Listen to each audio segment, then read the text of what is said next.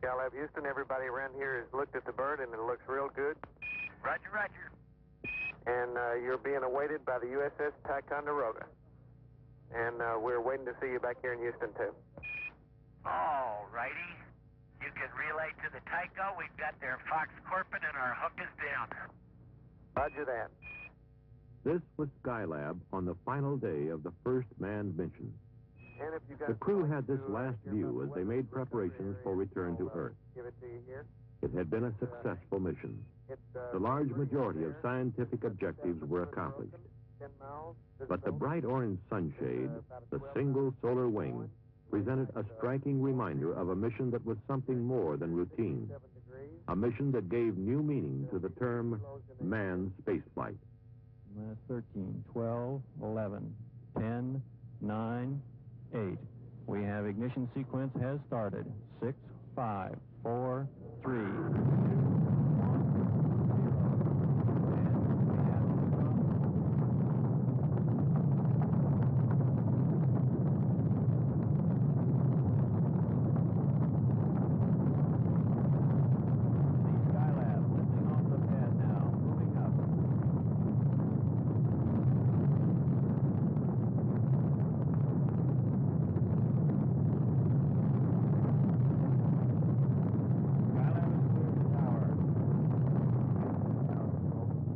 It was the afternoon of May 14, 1973, when the unmanned Skylab Saturn workshop was hurled aloft at Cape Kennedy, on the way to its assigned orbit 236 nautical miles in space.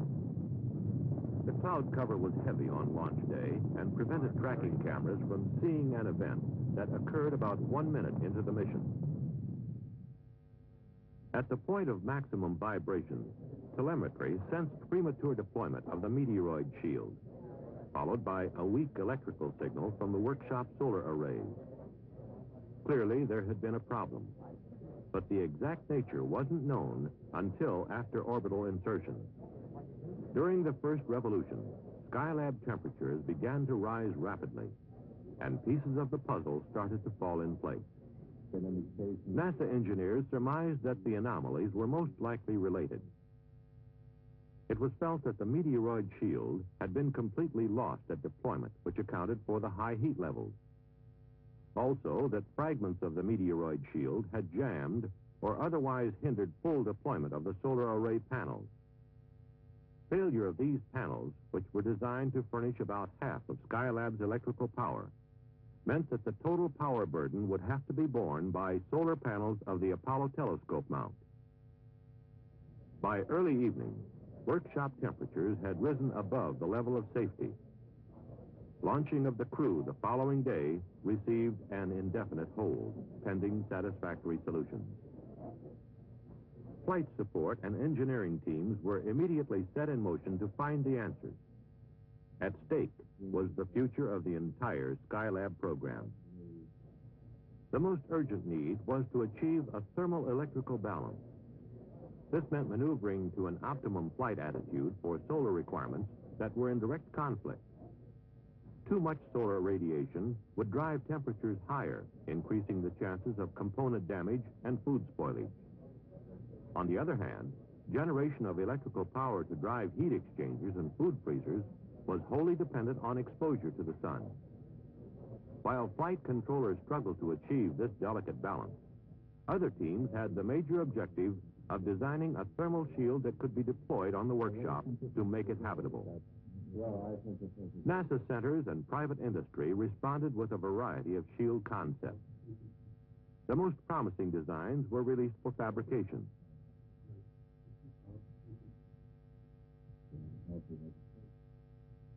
Finally, they were subjected to functional testing. By the fifth day of the mission, the choice had been narrowed to a model called the Parasol.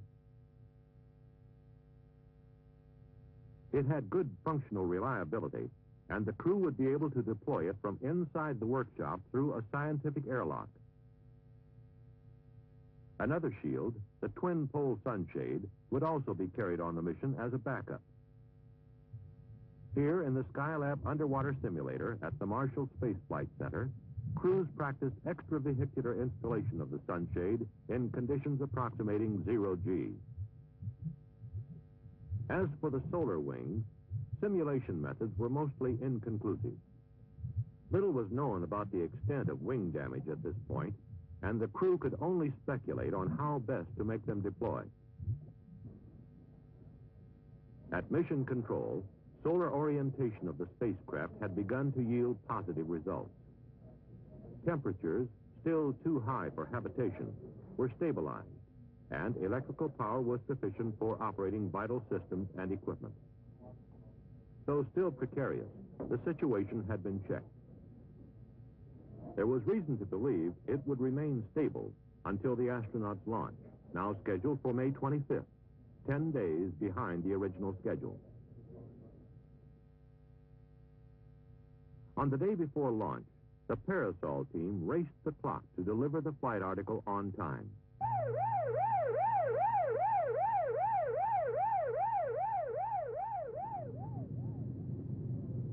They were down to the last 30-minute extension as the Parasol, packed in the flight canister, was loaded for transfer to Cape Kennedy.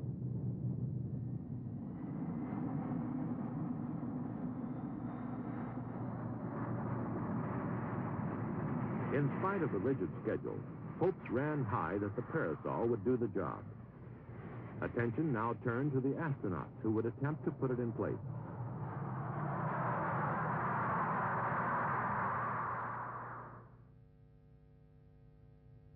In the early morning hours of May 25th, Skylab 2, with both thermal shields stowed aboard, was well along in the countdown. The crew, meanwhile, made ready to embark on their historic mission. This all-Navy crew consisted of Captain Charles P. Conrad, Skylab commander, a veteran of both the Gemini and Apollo programs. Commander Paul Weitz, who would be Skylab pilot for the mission, had been a member of the support crew of Apollo 12. And Commander Joseph Kerwin, scientist pilot, who would be the first American physician in space. The 10-day delay had been a giant cram course for all concerned, especially for the crew. And their job was only partially complete. The execution of all the planning effort was now solely in their hands.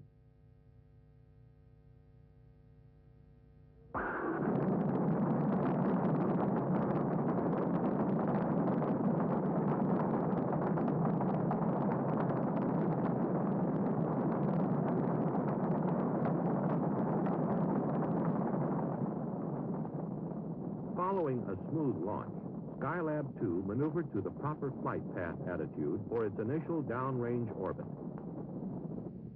By mid-afternoon, the crew had overtaken the workshop. TV picture beginning to come in now to the control center. Skylab Houston, we're AOS at Guam for the next 10 minutes. Tally ho, the Skylab. We got her in daylight at 1.5 miles, 29 feet per second. Roger, Pete, copy. They effected rendezvous and performed a fly-around to assess the damage. Most predictions were confirmed. Hey, Houston, the meteoroid shield area is solid gold. Roger, copy. His brief description is his suspected solar wing 1 and 2, right? Yeah, 2 is gone. Completely off the bird. Solar wing 1 is in fact partially deployed, and the reason that you've got different readings, not symmetric between your 3 solar panels, is there's a bulge of meteorite shield underneath it in the middle, and it looks to be holding it down. Roger, copy. Okay, Houston, it looks like the meteorite shield at the upper vent panel on the sand wing has wrapped around it just slightly. Where are we? Now, my guess is that our easiest thing to do is just go to the end and try and deploy it. Roger, Pete, from which side of the SAS is the meteoroid shield slightly wrapped around? Is it on the side of the main tunnel? Or Before docking, the crew attempted to free the wing. The other side, Dick. Although the try was unsuccessful, the TV pictures seen here proved invaluable in devising the technique that ultimately worked. Following a night's sleep in the command module, the crew spent the morning of Saturday, the 26th, activating and checking systems in the multiple docking adapter and airlock module.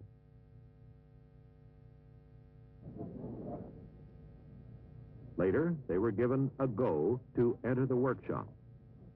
So we are progressing slow but sure, and everything so far is working. By late afternoon, the canister was positioned in the scientific airlock, ready for parasol extension. Okay, Pete, we had a little drop out there, some noise. Could you tell us what step you're on? We're about to put rod delta on. Roger, copy. Okay, we had no trouble venting it down. It vented in about 4 minutes, and it held zero for 10 minutes without any outgassing. Door opened very smoothly, and so far the rod extension has gone very easily, and as I say, we're just taking a little heat break. Some 4 hours after the operation began, the thermal parasol was deployed. It was then placed in position close to the workshop skin. Well, we don't think so, Houston. We can see the ends of all the rods. It's completely free of anything. There's nothing hanging it up. It took about 2 revolutions of Skylab before temperatures began to fall. Projections showed that if the present trend continued, the workshop would be below 100 degrees the following day. It wouldn't be the most comfortable environment, but after a discussion with the crew, the decision was made to proceed the next morning with the normal flight plan. The crew put in a long, trying day activating the workshop. Getting things organized and in the proper place was a chore in itself. However, they were discovering to their satisfaction that moving big pieces of gear presented no problem in the weightless environment. By noon, Monday the 28th, with the workshop completely activated, primary emphasis was on getting the biomedical experiment started. This was the first in a series of lower body negative pressure and vector cardiogram experiments. Paul White's the subject, Joe Kerwin the observer. There followed a workout on the bicycle ergometer to check metabolic effectiveness and to evaluate the bicycle as an exerciser for long-duration missions. Ideally, the handlebars would be longer than they are now and would kind of sweep down around you so you could grab them in the right place. Other medical experiments conducted over the next few days included blood samplings from each crew member to satisfy the 5 blood study experiments. Body mass measurement to determine each crewman's daily weight and to validate the use of this device for weighing in 0G. A rotating litter chair, a part of the human vestibular function experiment, tested for motion sickness, rotation perception, and ability to determine orientation. In addition to these and other medical experiments, science experiments were simultaneously being performed. Here, Pete Conrad operates the Apollo telescope mount control and display panel in preparation for the solar physics studies. In subsequent operations, data such as this active region of the sun was recorded by the telescope. Clear sound, but it's pretty clobbered movement. Got a tape motion light. The Earth resources experiments also got underway after activation of the 6 remote sensing systems. Mark, S-192, I got a ready light. We just came out from over the clouds. How about that? Auto sequence start on 90 and ETC go. From a broad field of view provided by this large space platform, the systems began photographing selected portions of the Earth's surface in the visible and near-infrared spectral regions.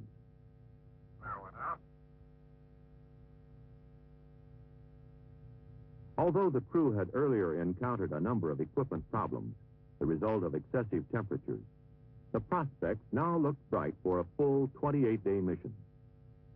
The temperature had stabilized in the mid-70s.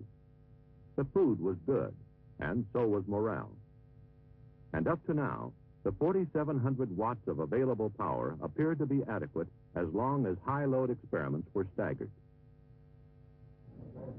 However, by the 5th day, some of the storage batteries had begun to perform in a degraded manner.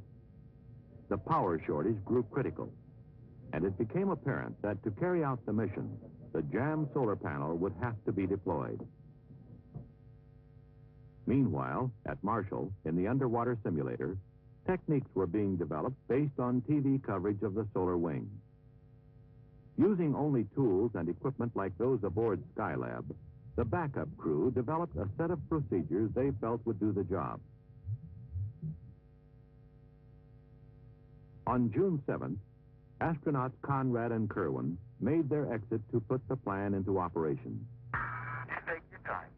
Okay, Houston, we're out there. We have the debris in sight. There looks like enough room to get the cutter, and I'm trying to help Joe stabilize. As the simulations had shown, access to the solar wing was the big problem, what with few handholds or foot restraints. It was solved by joining pole sections of the twin-pole sunshade, anchoring it by hooking a pair of cutters onto the strap that held the wing. Thus, a temporary handrail was fashioned that allowed Pete Conrad access to the solar wing, where he attached a tether. The cutters then severed the strap, and the tether was pulled taut to free the wing actuator. After the crew returned to Skylab, an attitude change placed the solar array system into the sun, where, after a period of warming the hydraulic dampers, the panel arrays fully deployed. Within hours, the electrical power surged to almost double the previous level. It meant that the power management scheme could be abandoned, and the original flight plan could be resumed. In the days that followed, the nagging problems that had plagued the astronauts from the start began to resolve. The mission began to sound much more routine, more like a normal working day. Experiments were coming off like clockwork, and a wealth of scientific data was being gathered. Experiments such as this one in materials processing.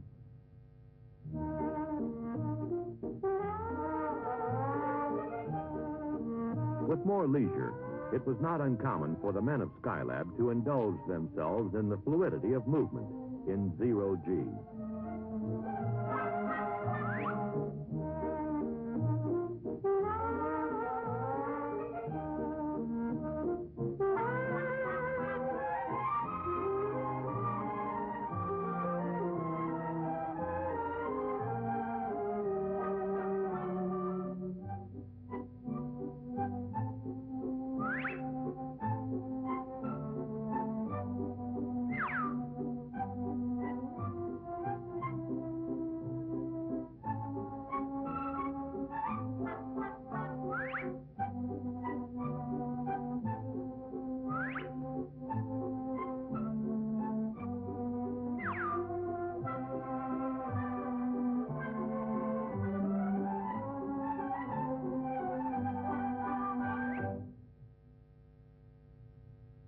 The weightless condition also simplified sleep accommodations.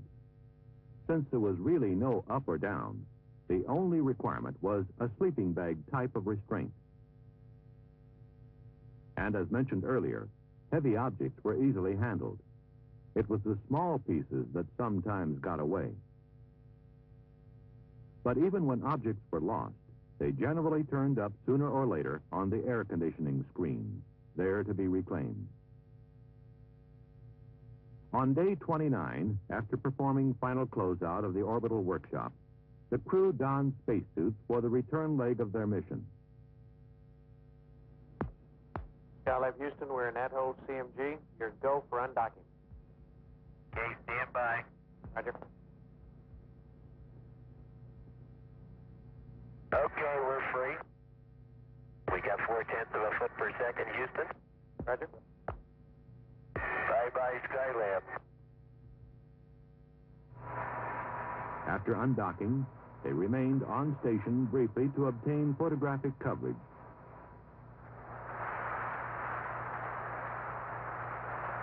Following deorbit, the command module, its heat shield trailing a fiery plume, re-entered the atmosphere. For the first time in about a month, the crew experienced the forces of gravity. Ticonderoga standing by for sonic boom now. Skylab Houston through Ra 1. How do you read? Actually, we read you loud and clear, Houston. Everything's okay. We're out of 40,000. Very good, Pete. You're in the groove. Hello, recovery, Skylab. On the mains, everything's okay. And this is recovery. We have a visual below the overcast, about 100 at 050, 6 miles from Ticonderoga. Recovery splashed down, and it looks like stable 1. Ticonderoga, roger, out. Hello, recovery, Skylab, do you read? This is recovery, read you loud and clear. How's it going? Okay, everybody's in super shape. That's great. Welcome back. Thank you. Splashdown occurred some 700 miles off Southern California, near the recovery ship, the USS Ticonderoga. After retrieval and positioning on the flight deck, the command module hatch was opened. One by one, the crewmen stepped forth unassisted, seemingly undaunted by their return to normal gravity. They accommodated to normal activity within several hours.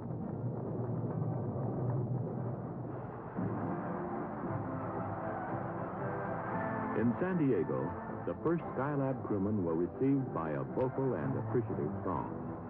They had reason to be proud. The large majority of scheduled experimental data was gathered, and all subsystem operational test objectives were achieved. All this in spite of the problems encountered from the start.